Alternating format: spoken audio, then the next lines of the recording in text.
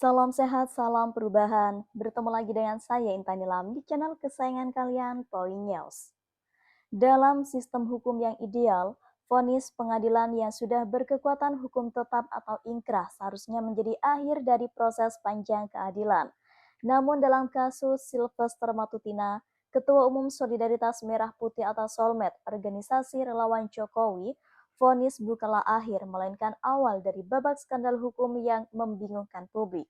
Pada Mei 2019, Mahkamah Agung memutuskan Sylvester bersalah dalam kasus pencemaran nama baik terhadap mantan Wakil Presiden Yusuf Kala. Ia dijatuhi hukuman 1 tahun 6 bulan, baik setelah ia dijatuhi hukuman 1 tahun 6 bulan penjara.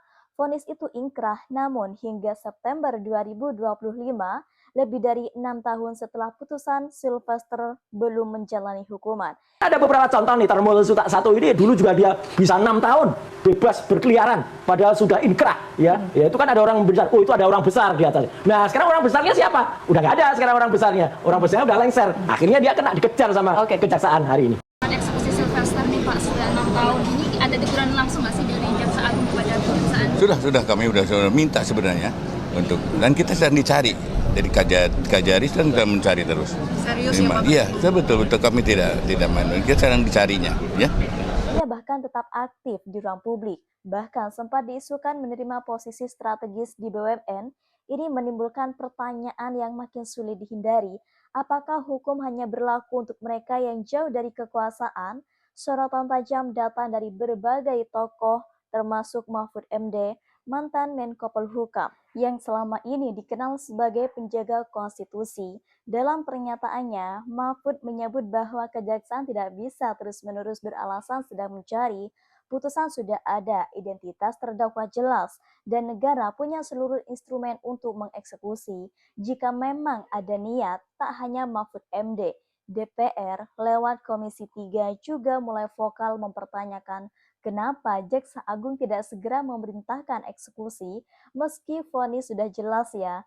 Bahkan aktivis anti korupsi menyebutkan bahwa potensi pelanggaran pasal 421 KUHP jika terbukti ada aparat yang sengaja melindungi Sylvester dari eksekusi hukum. Sylvester dikenal luas sebagai loyalis Jokowi sejak 2014.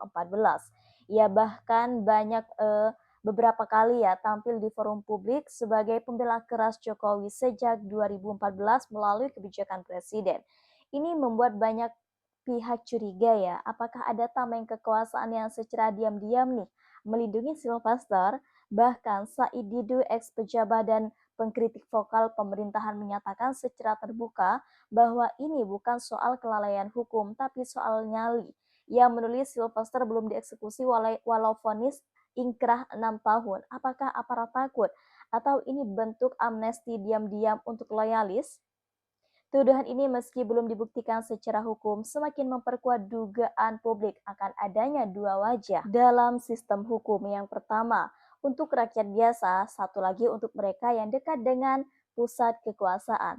Sylvester sempat mencoba mengajukan peninjauan kembali atau PK atas putusannya, namun sidang PK beberapa kali gugur, salah satunya karena ia mangkir tanpa surat keterangan sakit resmi.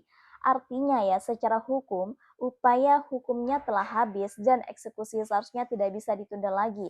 Namun sampai detik ini, Kejaksaan Agung ini masih berdalih bahwa mereka ini sedang memburu keberadaan Sylvester.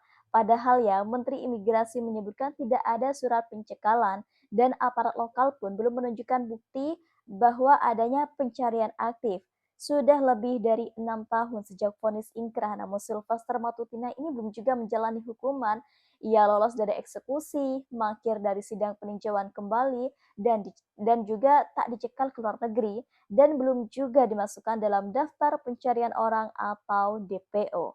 Di tengah semua keanehan itu, ia masih bisa tampil di ruang politik, bahkan di ruang publik. Bahkan ya disebut-sebut menerima posisi strategis. Selicin itukah Sylvester?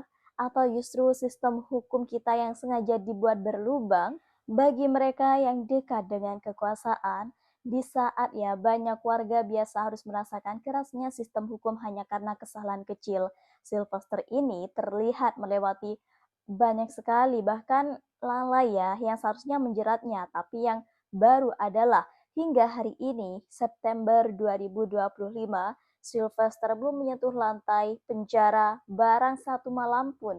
Kenapa kejaksaan bilang kami sedang mencari, tapi publik bertanya, apa yang dicari? Orangnya jelas, alamatnya jelas, statusnya juga jelas.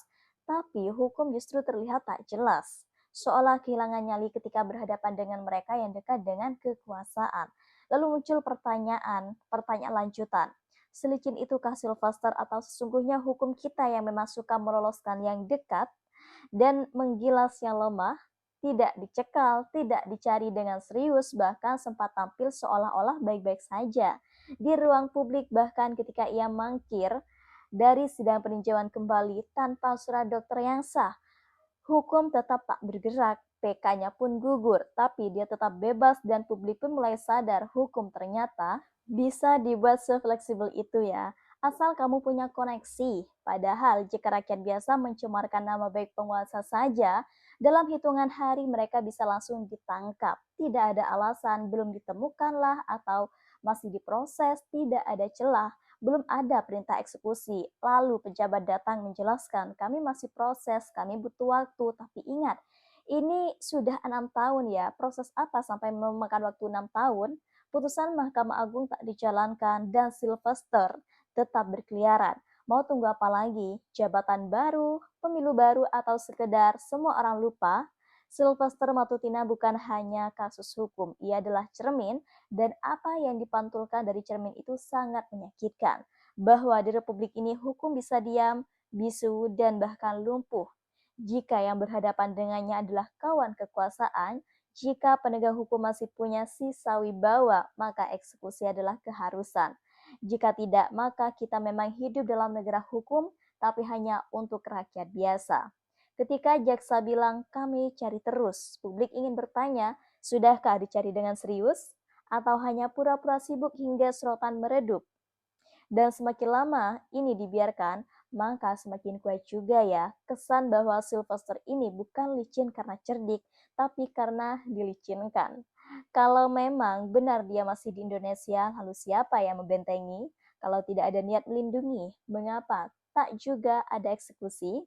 Kita harus berani mengakui hukum bisa ditunda, tapi hanya untuk orang-orang tertentu saja.